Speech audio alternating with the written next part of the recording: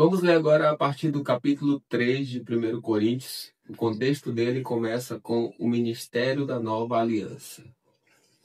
Estamos começando outra vez a recomendar a nós mesmos? Ou será que temos necessidade, como alguns, de entregar cartas de recomendação para vocês ou pedi-las a vocês? Vocês são a nossa carta, escrita em nosso coração, conhecida e lida por todos. Vocês manifestam que são carta de Cristo, produzida pelo nosso ministério, escrita não com tinta, mas com o Espírito do Deus vivo, não em tábuas de pedra, mas em tábuas de carne, isto é, nos corações. E é por meio de Cristo que temos tal confiança em Deus. Não que nós mesmos sejamos capazes de pensar alguma coisa, como se partisse de nós. Pelo contrário, a nossa capacidade vem de Deus, o qual nos capacitou para sermos ministros de uma nova aliança, não da letra, mas do Espírito, porque a letra mata, mas o Espírito vivifica. E se o ministério da morte, gravado com letras em pedra, se revestiu de glória, a ponto de os filhos de Israel não poderem fixar os olhos na face de Moisés, por causa da glória do seu rosto, ainda que fosse uma glória que estava desaparecendo, como não será de maior glória o ministério do Espírito? Porque se o ministério da condenação teve glória, em muito maior proporção será glorioso o ministério da justiça. Pois, neste particular, o que era glorioso já não tem mais glória diante da glória atual, que é muito maior. Porque, se o que estava desaparecido teve a sua glória, muito mais glória tem o que permanece. Tendo, pois, tal esperança, agimos com muita ousadia, e não somos como Moisés, que punha um véu sobre o rosto, para que os filhos de Israel não pudessem fixar os olhos no fim daquilo que estava desaparecido. Mas a mente deles se endureceu, pois até o dia de hoje o mesmo véu permanece sobre a leitura da antiga aliança. Não foi tirado, pois só em Cristo ele é removido. Mas até hoje, quando Moisés é lido, o véu está posto sobre o coração deles. Quando, porém, alguém se converte ao Senhor, o véu é tirado. Ora, este Senhor é o Espírito, e onde está o Espírito do Senhor, aí há liberdade. E todos nós, com o rosto descoberto, contemplando a glória do Senhor, somos transformados de glória em glória na sua própria imagem, como pelo Senhor, que é o Espírito. Chegamos agora ao capítulo 4 de 2 Coríntios. O contexto dele começa com o tesouro em vasos de barro. Por isso, tendo este ministério segundo a misericórdia que nos foi dada, não desanimamos, pelo contrário, rejeitamos as coisas ocultas que trazem vergonha, não agindo com astúcia, nem adulterando a palavra de Deus. E sim, pela manifestação da verdade, nos recomendamos à consciência de todos na presença de Deus. Mas, se o nosso evangelho ainda está encoberto, é para os que se perdem que ele está encoberto, nos quais o Deus deste mundo cegou o entendimento dos descrentes, para que não lhes resplandeça a luz do evangelho da glória de Cristo, o qual é a imagem de Deus. Porque não pregamos a nós mesmos, mas a Jesus Cristo como Senhor, e a nós mesmos como servos de vocês por causa de Jesus. Porque Deus, que disse, das trevas resplandeça a luz, ele mesmo resplandeceu em nosso coração para a iluminação do conhecimento da glória de Deus na face de Jesus Cristo. Temos, porém, este tesouro em vasos de barro, para que se veja que a excelência do poder provém de Deus, não de nós. Em tudo somos atribulados, porém não angustiados. Ficamos perplexos, porém não desanimados. Somos perseguidos, porém não abandonados. Somos derrubados, porém não destruídos. Levamos sempre no corpo o morrer de Cristo, para que também a vida dele se manifeste em nosso corpo. Porque nós que vivemos somos sempre entregues à morte por causa de Jesus, para que também a vida de Jesus se manifeste em nossa carne mortal. De modo que em nós opera a morte, em vocês a vida. Tendo, porém, o mesmo espírito de fé, como está escrito: eu criei, por isso falei. Também nós cremos e, por isso, também falamos. Sabendo que aquele que ressuscitou o Senhor Jesus também nos ressuscitará com Jesus e nos apresentará juntamente com ele. Porque tudo isso é para o bem de vocês, para que a graça, multiplicando-se, torne abundantes as ações de graças por meio de muitos para a glória de Deus. A partir do versículo 16, o contexto é viver pela fé. Por isso, não desanimamos, pelo contrário, mesmo que o nosso ser exterior se desgaste, o nosso ser interior se renova dia a dia, porque a nossa leve e momentânea tribulação produz para nós um eterno peso de glória acima de toda comparação.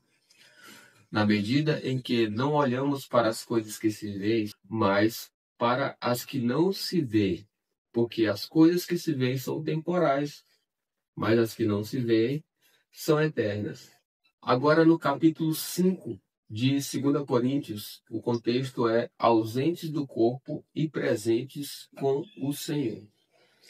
Pois sabemos que se a nossa casa terrestre deste tabernáculo se desfizer, temos da parte de Deus um edifício, uma casa não feita por mãos humanas, eterna nos céus. E por isso, deste tabernáculo gememos, desejando muito ser revestidos da nossa habitação celestial, se de fato formos encontrados vestidos e não nus. Pois nós, os que estamos neste tabernáculo, gememos angustiados, não por querermos ser despidos, mas revestidos, para que o mortal seja absorvido pela vida. Ora, foi o próprio Deus quem nos preparou para isto, dando-nos o penhor do Espírito. Por isso, temos sempre confiança e sabemos que, enquanto no corpo, estamos ausentes do Senhor. Porque andamos por fé e não pelo que vemos. Sim, temos tal confiança e preferimos deixar o corpo e habitar com o Senhor. É por isso que também nos esforçamos para ser agradáveis a Ele, quer presentes, quer ausentes. Porque é necessário que todos nós compareçamos diante do tribunal de Cristo, para que cada um receba segundo o bem ou o mal que tiver feito por meio do corpo. A partir do versículo 11, o contexto é o zelo apostólico de Paulo. E assim, conhecendo o temor do Senhor, procuramos persuadir as pessoas, mas somos plenamente conhecidos por Deus. E espero que também sejamos conhecidos na consciência de vocês. Não queremos novamente nos recomendar a vocês, pelo contrário, estamos dando uma oportunidade para vocês se orgulharem por nossa causa, para que tenham o que responder aos que se gloriam na aparência e não no coração. Porque se enlouquecemos, é para Deus, e se conservamos o juízo, é para vocês. Pois o amor de Cristo nos domina, porque reconhecemos isto: um morreu por todos, logo todos morreram. E ele morreu por todos, para que os que vivem não vivam mais para si mesmos, mas para aquele que por eles morreu e ressuscitou. Assim também nós, daqui por diante, a ninguém conhecemos segundo a carne. E, se antes conhecemos Cristo segundo a carne, já agora não conhecemos deste modo. E, assim, se alguém está em Cristo, é nova criatura. As coisas antigas já passaram, eis que se fizeram novas. A partir do versículo 18, o contexto é o ministério da reconciliação. Ora, tudo isso provém de Deus, que nos reconciliou consigo mesmo por meio de Cristo e nos deu o ministério da reconciliação. A saber, que Deus estava em Cristo reconciliando consigo o mundo, não levando em conta os pecados dos seres humanos e nos confiando a palavra da reconciliação. Portanto, somos embaixadores em nome de Cristo, como se Deus exortasse por meio de nós. Em nome de Cristo, pois, pedimos que vocês se reconciliem com Deus. Aquele que não conheceu o pecado, Deus o fez pecado por nós, para que nele fôssemos feitos justiça de Deus. Agora no capítulo 6 de 2 Coríntios, a partir do versículo 1 diz assim: e nós, na qualidade de cooperadores com ele, Também exortamos a que vocês não recebam em vão a graça de Deus, porque ele diz: no tempo aceitável escutei você, e no dia da salvação eu o socorri. Eis agora o tempo oportuno, eis agora o dia da salvação. Não queremos dar nenhum motivo de escândalo em coisa alguma para que o ministério não seja censurado.